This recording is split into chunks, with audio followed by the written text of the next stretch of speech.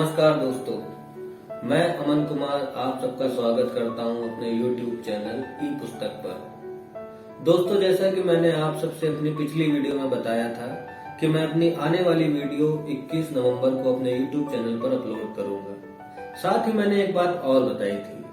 मैंने आपसे कहा था कि मैं अपना एक YouTube वीडियो शूट्स के लिए एक अपना मिनी स्टूडियो बना रहा हूं, जिस पर मैं काम कर रहा था और 1 दिसंबर तक की योजना थी। काफी सारी बातें मैंने आप लोगों से साझा की थी, लेकिन आप लोगों के सब्सक्राइबर्स की संख्या इस तीव्रता से आगे बढ़ी कि मुझे अपने काम में और तेजी लानी पड़ी और करीब करीब 90% मेरे स्टूडियो का काम पूरा हो चुका है और आज मैं अपने स्टूडियो पर बैठकर ही ये वीडियो शूट कर रहा हूँ। जैसे कि आप मेरे बैकग्राउंड में भी देख पा रहे होंगे, जो कुछ है पेंट हुआ है अभी वो पूरी तरह से सूखा भी नहीं है, लेकिन जो वीडियो अपलोड होने से उससे पहले मैं आप लोगों को अपने स्टूडियो के बारे में बताना चाहता था, दिखाना चाहता था, इसलिए मैं ये वीडियो शूट कर रहा हूँ आप लोगों के लिए।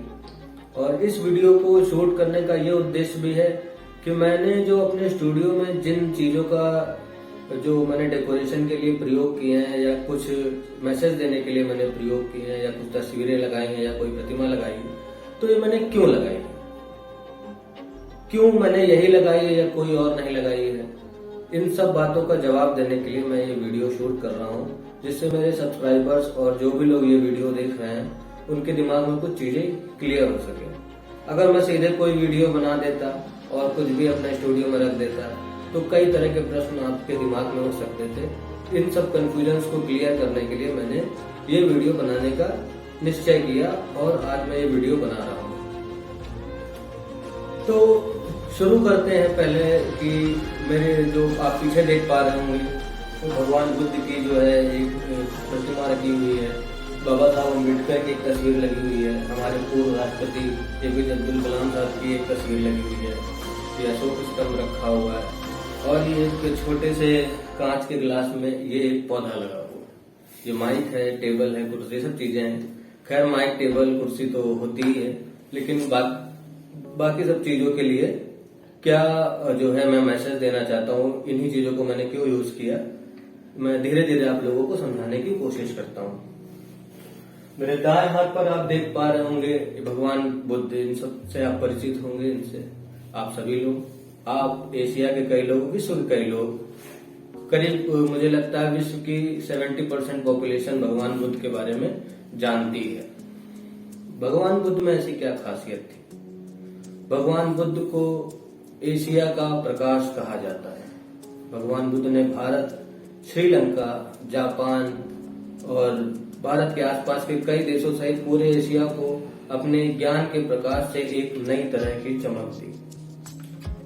हमको अपने YouTube चैनल पर भारत के गौरवशाली इतिहास के ज्ञान पर अगर प्रकाश डालना है तो हमें बुद्ध के द्वारा ही दी गई एकाग्रता को ही अपना एक साधन बनाना पड़ेगा। इसलिए मैंने प्रतीकात्मक रूप से भगवान बुद्ध को जो है अपने स्टूडियो में स्थान दिया है। उसके बाद आप ये खाली जगह देख पा रहे होंगे, ये जगह बहुत खास है। खास इसलिए नहीं है खाली है, ये भर जाती। असल में ये स्थान है वीर सरदार भगत सिंह जी का, जो 23 मार्च 1931 को शहीद हुए और असल में उनकी तस्वीर मेरे पास थी। जैसे कि मैंने आपसे बताया 90% मेरा स्टूडियो का काम पूरा हो गया है। वो जो 10% रह गया है वो सरदार भगत सिंह की तस्वीर के ना होने की वजह से ही अधूरा रह गया। मेरे पास उनकी तस्वीर थी लेकिन थोड़ी सी डैमेज थी, तो मैंने उसे वापस कर दिया है। 2 दिन में आ जाएगी, आने वाली वीडियोस में वो आपको देखने को मिलेगी भी। सरदार भगत सिंह की तस्वीर को मैंने सबसे ऊंचा स्थान दिया है, वो इस वजह से कि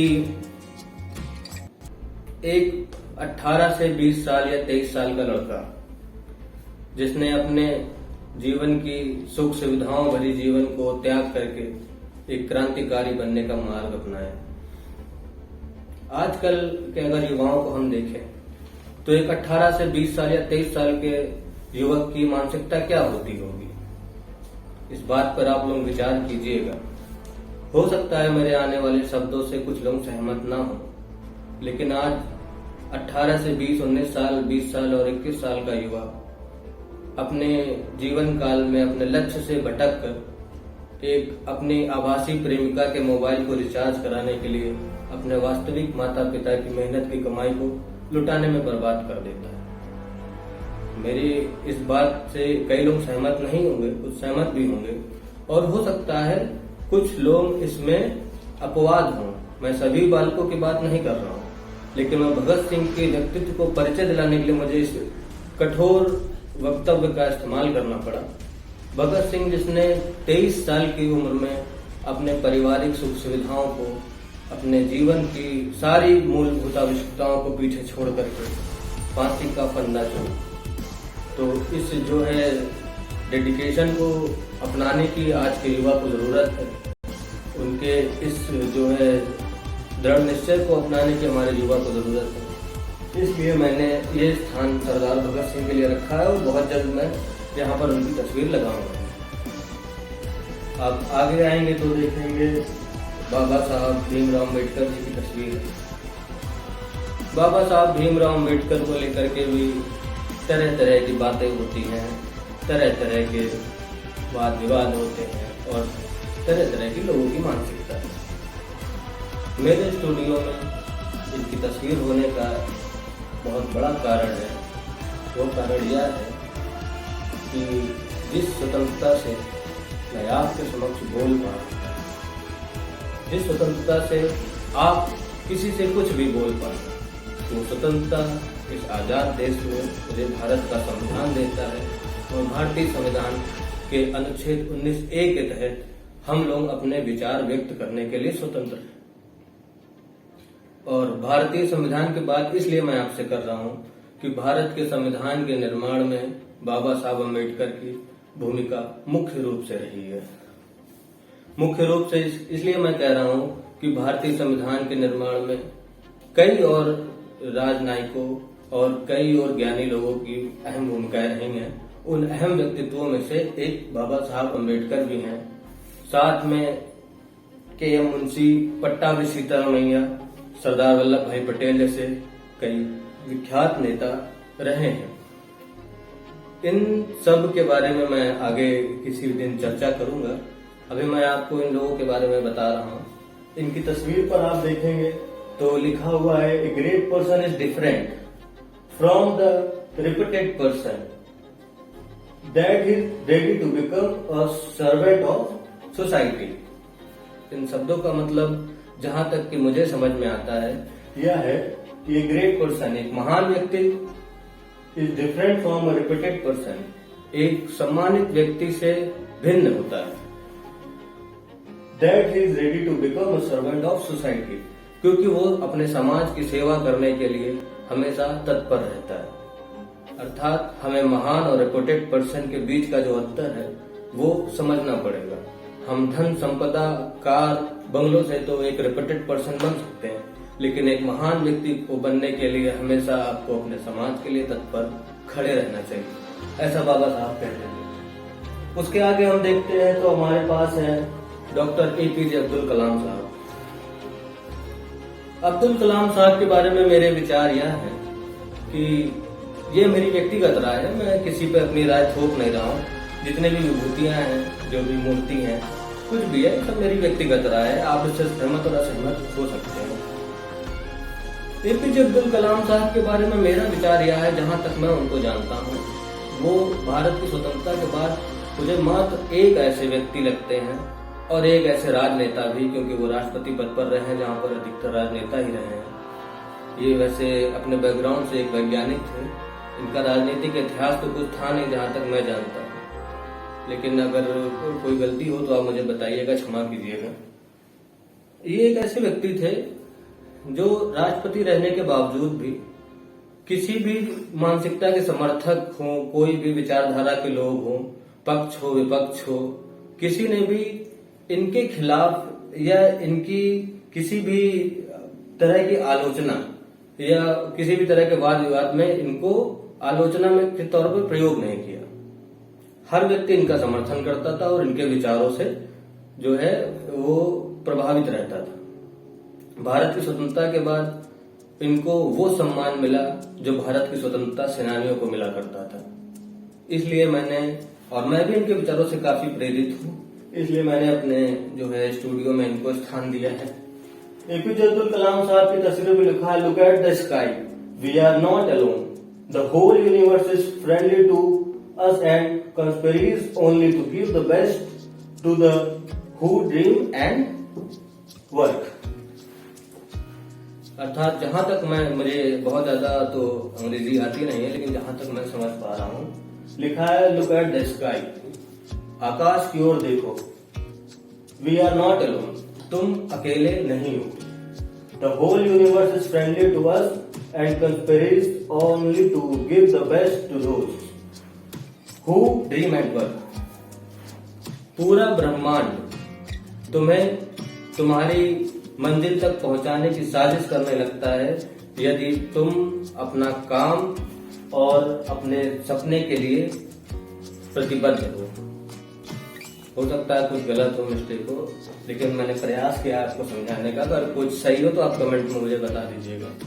तो ये तो रही जो पीछे मेरे दीवारों पर प्रतिमा और विभूतियां हैं और तस्वीरें हैं, उनके बारे में बात। और इसको आप देख पा रहे होंगे, ये बहुत सामान्य सी चीज दिखने वाली है, लेकिन इसका जो एक प्रतीकात्मक शौर्य है वो बहुत ही ये है सम्राट अशोक द्वारा स्थापित किया गया एक स्तंभ, जिसको भारत सरकार अपना राष्ट्रीय चिन्ह घोषित कर चुकी है। इस राष्ट्रीय प्रतीक में ऐसा क्या है जो मैंने इसको जो है आपके समक्ष रखना इसको इतना ज्यादा जरूरी समझा। इसमें बहुत सी चीजें निकल करके आती है, मैं आपको समझाता हूँ। इस प्रतीक में 4 सिंह हैं जिनकी पीठ एक दूसरे से लगी हुई है और जो दहाड़ते हुए प्रतीत हो रहे हैं। दहाड़ता हुआ शेर वीरता और शौर्य का प्रतीक होता है। ठीक उसी तरह जो व्यक्ति ज्ञान से ओतप्रोत होता है और समाज के बीच में दहाड़ता है।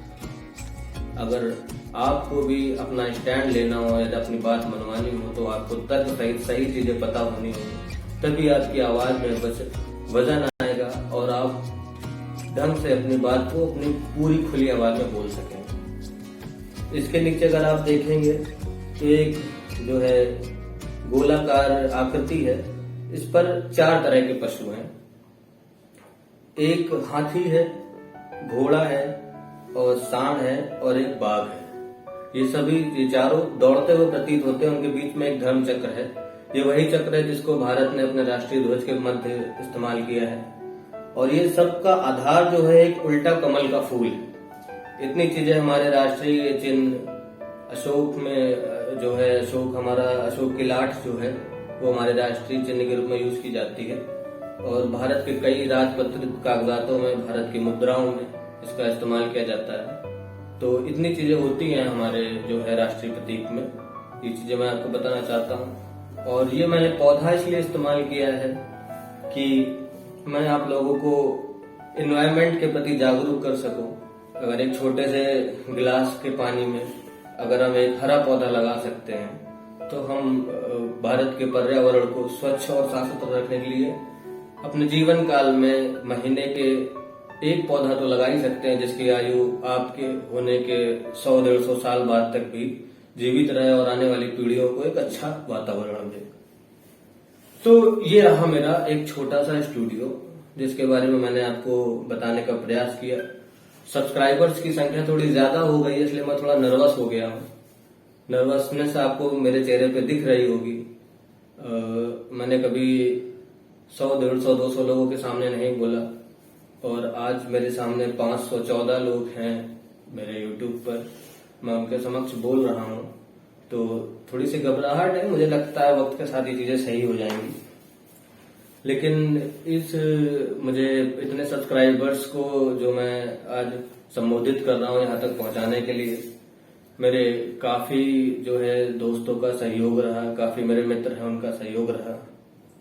मैं उन सबको जो है क्रेडिट देना चाहूंगा, श्रेय देना चाहूंगा, जिनमें प्रमुख रूप से हैं नितेश कुमार जी, यशवंत सिंह जी और विश्वजीत सिंह गौतम और रणविजय यादव ये अकबरपुर से हैं और विकास गौतम ये झांसी से हैं, अधिवक्ता हैं। झांसी के आसपास के लोग इनको जानते भी होंगे। एक राहुल कुमार हैं, महाराष्ट्र में हैं, रेलवे में काम करते हैं। और सतीश शर्मा हैं, और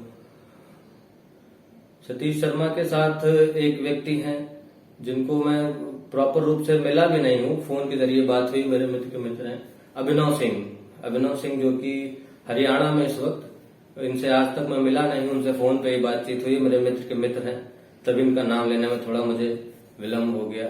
और बाकी आत्माराम, अभिषेक मिश्रा और रमणेश यादव, मुनेश यादव, अशोक यादव और फारूक अब्दुल्ला और बहुत से नाम हैं। कुछ लोगों के नाम मैं भूल जाऊं तो मुझे माफ कीजिएगा। और बाहर के जो है कुछ लोग विदेशों में काम कर रहे हैं, सऊदी अरब में काम कर रहे हैं, मित्र के मित्र हैं, उन लोगों ने सब्सक्राइब किया है। आप सभी का मैं धन्यवाद, आभार प्रकट करना चाहूंगा। और 21 नवंबर को मेरी आने वाली वीडियो जरूर देखिएगा। तब तक के लिए नमस्कार।